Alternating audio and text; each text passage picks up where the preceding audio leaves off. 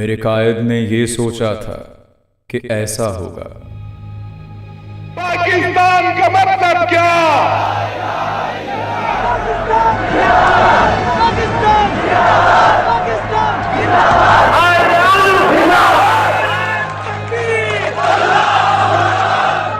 یہ وہ نعرے تھے جن کی گونج میں 14 اگست 1947 کو دنیا کے نقشے پر ایک نئی آزاد مملکت نمودار ہوئی۔ اس مملکت کا نام تھا پاکستان۔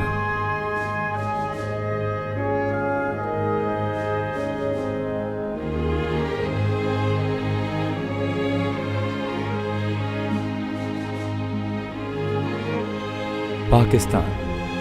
ہماری آزادی کا آدرش، ہماری آرزوؤں کا کعبہ،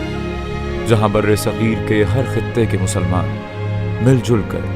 ایک قوم کی حیثیت سے ایک نئی زندگی کا آغاز کرنے والے تھے، جہاں وہ اپنی عظیم روایات کے سہارے نئی تہذیبی قوتوں کا ثبوت دینے کا ارادہ رکھتے تھے۔ لیکن جب آزادی آئی تو اپنے جلوہ میں دو چیزیں لے کر آئی، ایک نفرت اور ایک تضاد۔ نفرت نے سارے بر صغیر کو ہندو مسلم فسادات کی آگ میں جھونک دیا، اور تضاد کی افریت نے، جس پر آزادی سے پہلے ہم نے کبھی توجہ ہی نہ دی تھی، ہمیں طرح طرح کے تھکا دینے والے مسائل میں الجھا دیا۔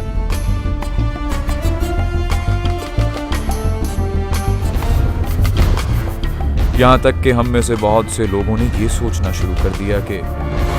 یہ داغ داغ اجالا، یہ شب گزیدہ سحر، وہ انتظار تھا جس کا، یہ وہ سحر تو نہیں،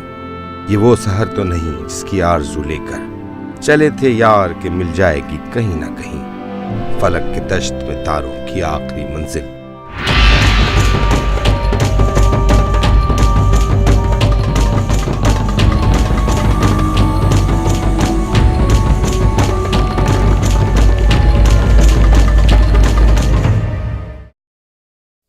مگر وہ آخری منزل کیا ہے، کہاں ہے اور کیسی ہے؟ یہ وہ اہم سوال ہیں جن کے جواب کی آج 62 سال بعد بھی ہمیں تلاش ہے، اور یہ کہ کیا ہم اپنے قائد کے بنائے ہوئے پاکستان کو وہ رنگ روپ اور وہ شکل دے سکے جو ان کی خواہش اور آرزو تھی۔ مجھے افسوس ہے کہ ہم آج تک قائد اعظم کے اس تصور کو یا پاکستان کے اس تصور کو جو قائد اعظم نے پیش کیا، جس کی بنیاد پر انہوں نے اتنی جدوجہد کی، لوگوں سے ووٹ لیے اور پاکستان کو قائم کیا، اس تصور کو ہم عملی جامہ نہیں پہنا سکے۔ مجھے افسوس سے یہ بات کہنا پڑتی ہے کہ وہ تمام اصول جن کی طرف قائد اعظم بار بار اشارہ کرتے رہے، ان کو ہماری مختلف حکومتوں نے یہاں عملی جامہ نہیں پہنایا۔ یہی وجہ ہے کہ ہم آج تک یہ بھی نہ سمجھ سکے کہ ہمارے ملک کی اصل شکل و صورت کیا ہوگی، کیسا نظام ہوگا جس کے تحت ہم زندگی گزاریں گے۔ ایک تو شروع سے ہی ہم اسی جھگڑے میں پڑے رہے کہ ہماری ریاست کا ڈھانچہ یا اسٹرکچر جو ہے وہ کیا ہونا چاہیے۔ آپ کو پتہ ہے کہ ہم نے کوئی 56 میں جا کے پہلا دستور بنایا، اور یہ دستور جو بنایا تو ایک مسئلہ یہی تھا کہ اس میں اسلامی پروویژن جو ہے وہ کتنی ہونی چاہیے۔ آبجیکٹیو ریزولوشن ہم پاس کر چکے تھے جس میں ہم نے کہا تھا کہ ساورنٹی جو ہے وہ خدا کے پاس ہے، جس میں ہم نے یہ کہا تھا کہ کوئی قانون جو ہے قرآن و سنت کے خلاف نہیں بنے گا۔ آزادی کے بعد ہم نے محسوس کیا کہ ہمارے پاس کوئی تہذیبی سرمایہ ایسا نہیں ہے جس سے ہم اس چیلنج کو قبول کر سکیں جو آزادی اپنے ساتھ لائی ہے۔ مروجہ مذہب کا اخلاقی و تہذیبی سرمایہ بظاہر ہمارا ساتھ دینے کے باوجود اپنی چمک دمک رفتہ رفتہ گنوانے لگا۔ آزادی سے پہلے ہمارے سارے جذبات اجتماعی تھے، آزادی کے بعد اجتماعی جذبات کا رنگ روپ اڑنے لگا، اور معاشرے کی ہر سطح پر یہ احساس شدت کے ساتھ ابھرنے لگا کہ آخر وہ کون سے عناصر ہیں جن کے ذریعے ہم یکجہتی اور حقیقی اتحاد حاصل کر کے ایک قوم بن سکتے ہیں۔ آج قیام پاکستان کے 62 سال کے بعد ہمارے معاشرے کا یہ حال ہے کہ کوئی چیز اپنی اصل شکل میں نظر نہیں آتی، جو کچھ نظر آتا ہے وہ اصل نہیں ہے، اور جو چیز اصل ہے وہ نظر نہیں آتی۔ کسی حد تک خوشگوار ہونے کے باوجود کیا یہ ایک المیہ نہیں ہے کہ ہم آج بھی اس سوال کا جواب تلاش کر رہے ہیں کہ آخر ہمارے قائد اعظم کیسا پاکستان چاہتے تھے؟ سوال کا جواب بہت عرصے سے متنازع ہے پاکستان میں، بدقسمتی سے 62 سال گزرنے کے بعد بھی،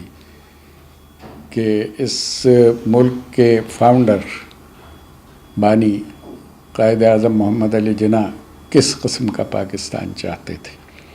اس کا جواب دینے کے لیے ہمیں بہت مختصراً پہلے اس پہ غور کرنا چاہیے کہ پاکستان کیوں بنا،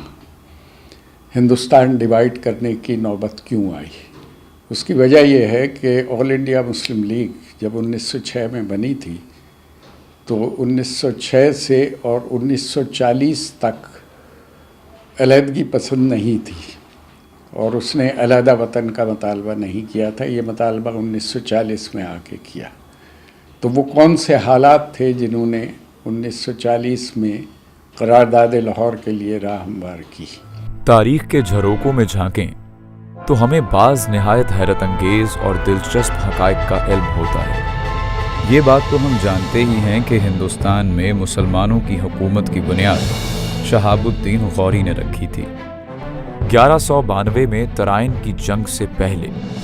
شہاب الدین غوری نے اس وقت، اس زمانے کا ایک یہ رواج یا ایک رسم تھی کہ ایک بادشاہ جب دوسرے بادشاہ سے برسر پیکار ہوتا تھا تو اس سے پہلے صلح نامہ یا اس کو خط لکھا جاتا تھا کہ یہ میری شرائط ہے، اگر ان کو تسلیم کر لو تو ہم جنگ نہیں کرتے، نہیں تسلیم کرتے تو پھر جنگ ہی ایک آخری چارہ کار ہوگا۔ شہاب الدین غوری نے جو خط لکھا پرتھوی راج کو، میرے نزدیک وہ تصور پاکستان کی پہلی بنیاد ہے، اور اس سے اندازہ ہوتا ہے کہ پاکستان کے تصور کی پہلی اینٹ کب اور کیسے رکھی گئی۔ یہ خط عام طور پر لوگوں کی نظر سے اوجھل ہے، لیکن اچانک تاریخ فرشتہ پڑھتے ہوئے مجھے یہ پتہ چلا کہ تاریخ فرشتہ میں فرشتہ جو اس زمانے کی بڑی مستند تاریخ ہے، فرشتہ نے یہ لکھا ہے صفحہ نمبر 101 پر کہ شہاب الدین غوری نے جو خط لکھا پرتھوی راج کو، اس میں اس نے یہ کہا کہ یا تو مجھے سندھ، پنجاب اور سرحد کے علاقے دے دو جن میں، یہ بات بڑی قابل غور ہے، جن میں مسلمان مقابلتاً اکثریت میں ہیں، اور یا پھر جنگ کے لیے تیار ہو جاؤ۔